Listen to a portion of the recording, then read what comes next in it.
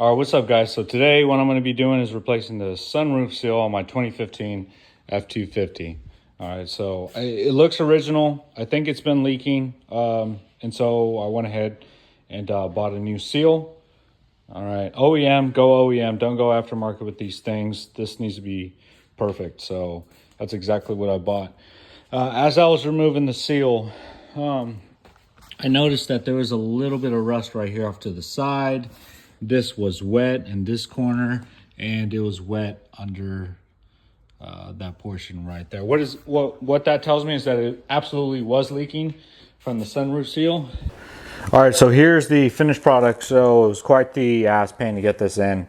You're kind of gonna have to work it with both of your thumbs. I used a little bit of a roller tool to help me out, but it didn't really help out as much as I thought it would.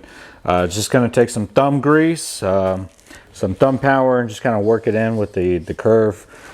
Just take a look at how it was removed, put it in the same way, and just work it. Take your time. May take about 15-30 minutes depending on how aggressive you want to get this done. But yeah, now it is time to get this installed. As you can see, there's a curve going like that. That's going to go towards the front of the truck. That's towards the rear. So let me go ahead, take this up because it's quite long. I want to say about, I don't know, maybe about 30 pounds. Get it on top of the truck and then show you the 4 bolts that it takes to secure it. All right, so let's step into my truck. All right, so this is how you're gonna take it out. There's 1 bolt right there. Second bolt, let me go ahead and show you that one.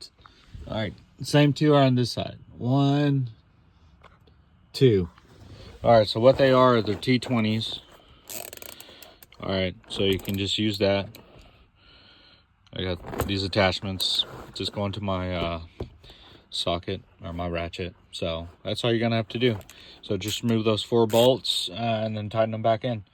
Now they do leave some marks on where those bolts were left, so you could use that as a reference on how to reinstall it. But at the end of the day, you're just gonna have to adjust it to your liking. If there's too much wind coming through, then maybe it's a little too low or it's a little too high.